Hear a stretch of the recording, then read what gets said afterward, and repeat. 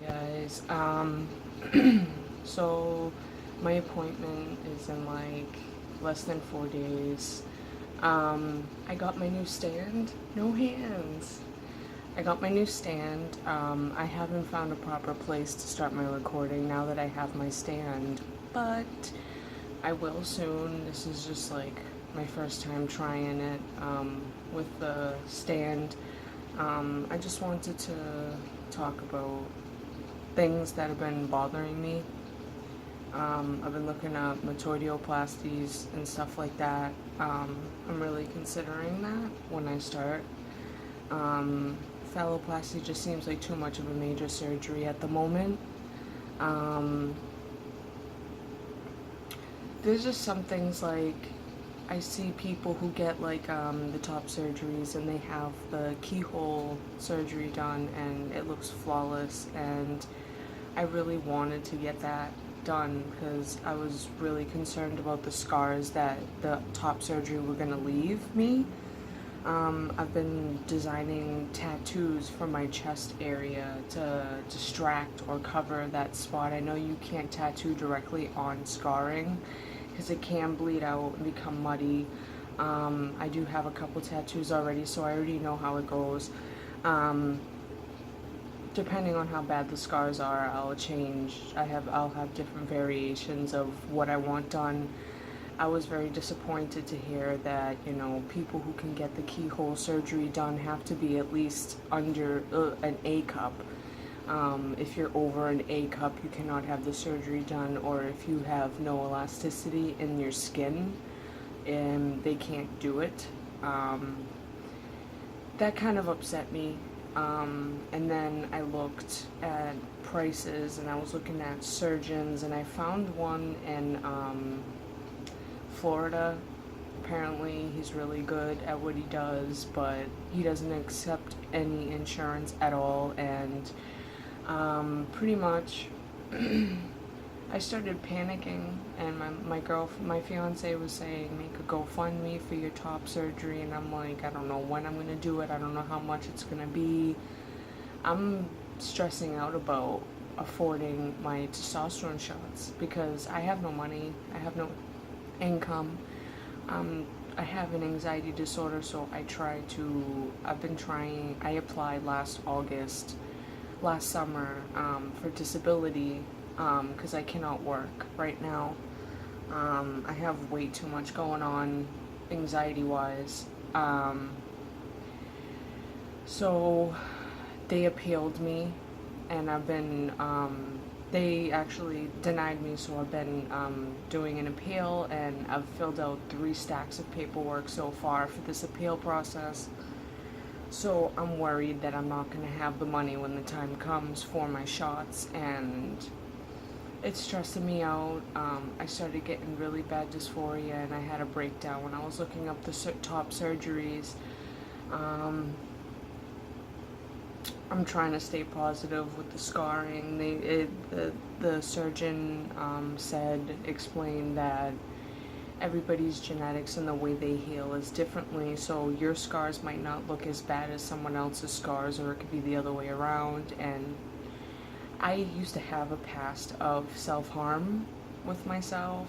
I do have scars, and I feel pretty confident that the way my scars heal, that if I treat them correctly after the surgery, that I will have minimal scarring, and it won't be standoutish. Like, I see a lot of people with thick pink scars straight across, and if I want to be a male, I don't want that there. I want to be shirtless, I want to feel comfortable, and I feel like that's a big giveaway.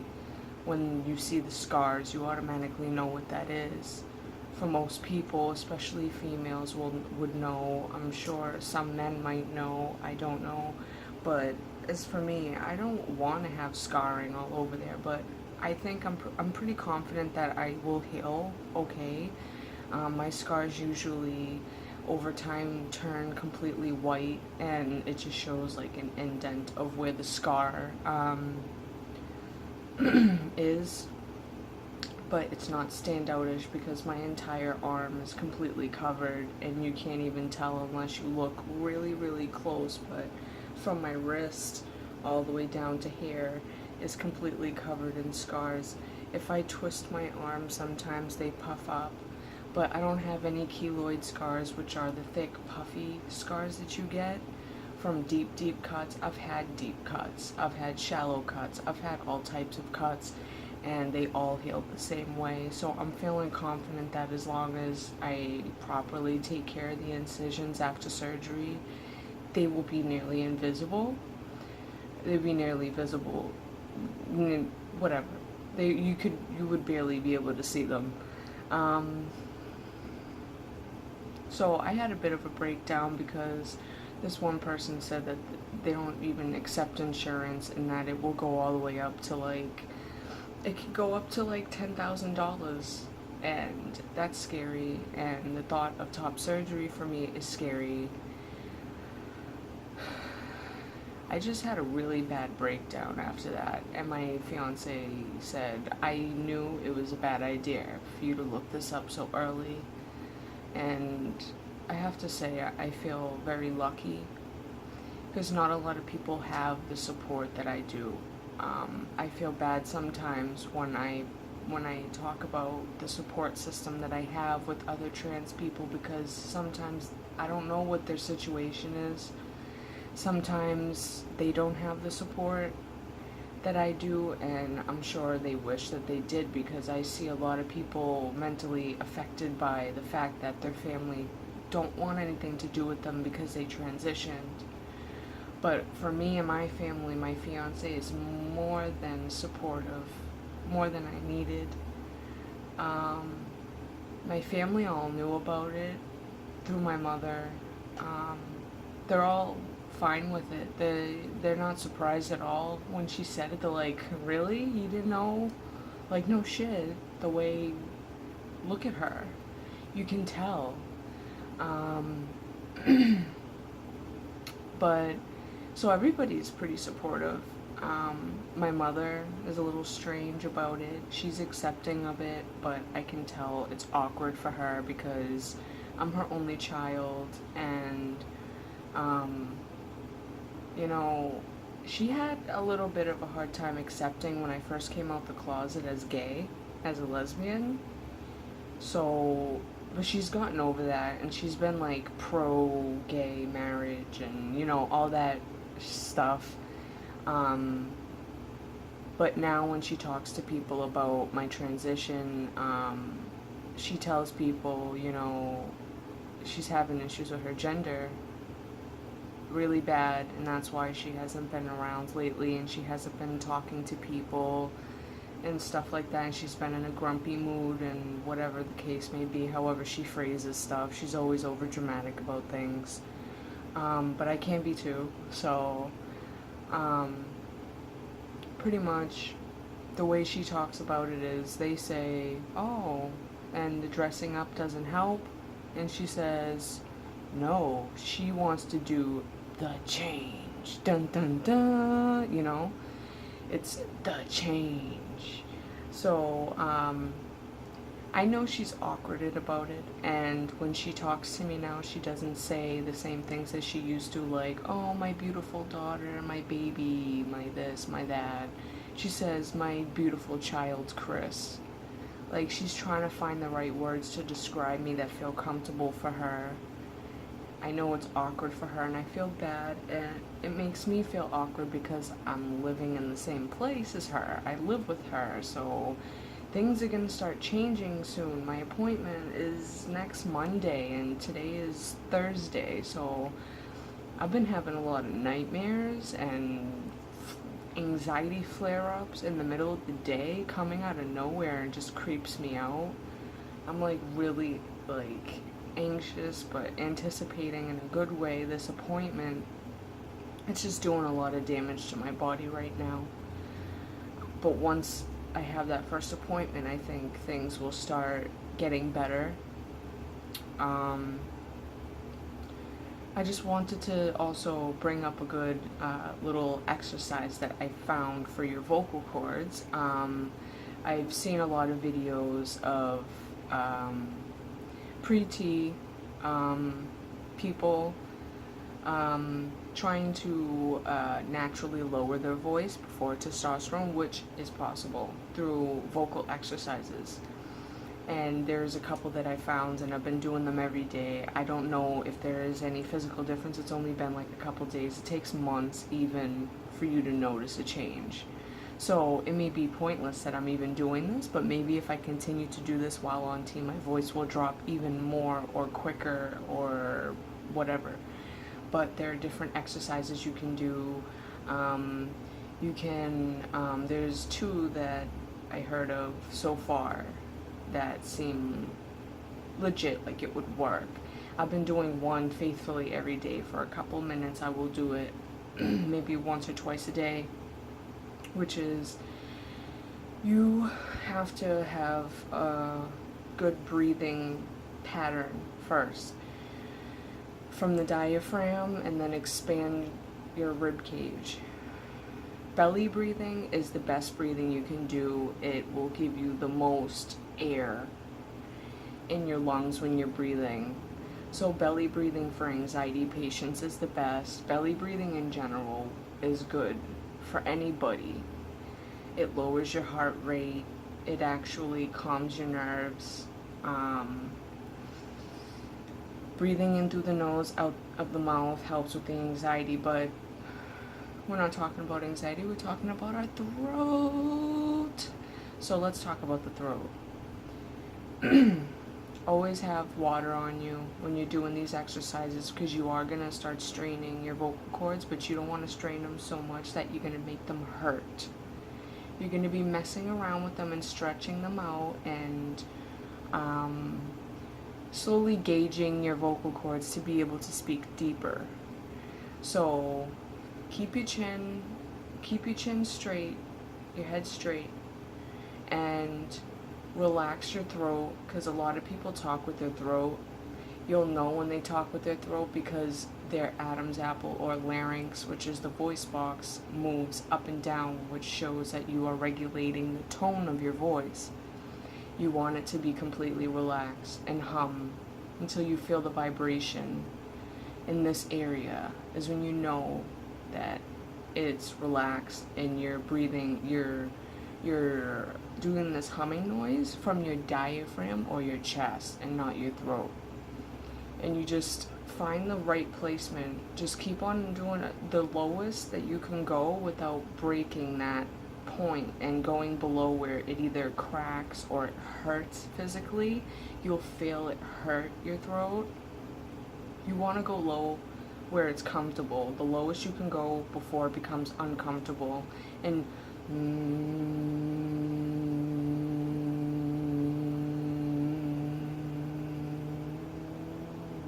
you see my voice cracked and raised up a little bit. My voice is now starting to stretch. The vocal cords are starting to stretch and adjust. That's why it says to have a lot of water on you. I keep clearing my throat, which is the worst thing you can do when it's dry, because it actually scratches your vocal cords and can destroy them and do irreversible damage. You don't want that. You don't want to destroy them. You just want to stretch them out and give them more range. When you want to find, when you're talking and you finally get the hang of deepening your voice in public, you need to have the good breathing techniques, which is breathing from the diaphragm, which is right below your, where your rib cage ends, right above your belly button. You have to have a good straight back posture. You have to have good posture. Your chin, you can test it out to find out where your chin level should be by humming.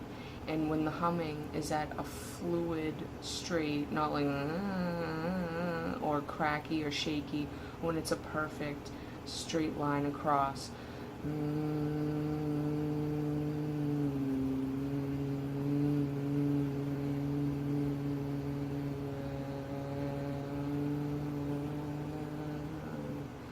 You'll feel it. You'll notice when your voice becomes unstable when you lift or lower your chin. You find that perfect placement, and that's where you speak from when you're lowering your voice. You can do that once a day, twice a day, every day. Do the vocal exercises where you do the deepest hum. You start and then tilt your head back while doing it. And then tilt forward.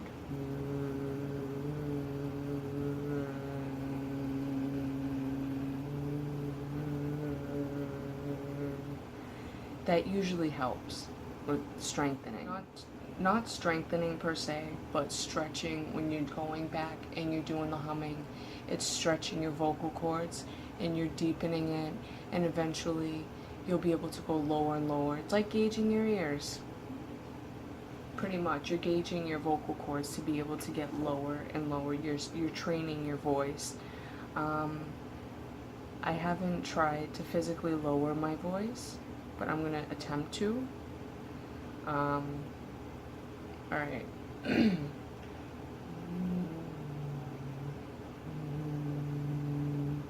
Alright, so my voice is a tad bit lowered. I don't know if there's much of a difference, if it sounds like too generic, like a little kid trying to act like a grown-up or not. But this is the lowest that I can get it so far, with it sounding natural and feeling natural to me. But there's another exercise. A lot of people recommended singing to songs that have male vocals in it, preferably a deeper vocal range, and try and sing along to those songs and try and match your pitch with their pitch while you're singing, and it will help. But I have yet to sing to anything. I'm never alone. I suck at singing, and my girlfriend wants to rip her hair out whenever I play my music, so I don't like to do that. But this is me when my voice drops slightly to where I feel it's natural and comfortable. I don't know how much of a difference there is until I watch this video after I'm done recording to compare it. But you guys, if you're interested in trying to deepen your voice, if you're FTM pre-T, you should definitely try it out. This is my regular voice compared to when my voice was deepened, so there's going to be a good comparison for you in the video. But I just wanted to, I guess, knowledge you guys up in the head, I guess, with some stuff that I learned and what's been going on. Dysphoria has been bad lately. That's why I've considered a full histo with metoidioplasty, and sewing up my, cave, my man cave. That's what I'm gonna call it. It's gonna be my man cave. But yeah, that's pretty much what my plans are. So that's that. If you guys have any concerns about your mental health and it's an emergency, please take care of the situation immediately, because it is not something to play with. I can't tell you how many times I've contemplated not wanting to live anymore because of this dysphoria alone, and the way people talk to you. It's really hard. I know you shouldn't take a lot of things to heart, because people can just be bullies because they're insecure with themselves, or it's something they're not familiar with.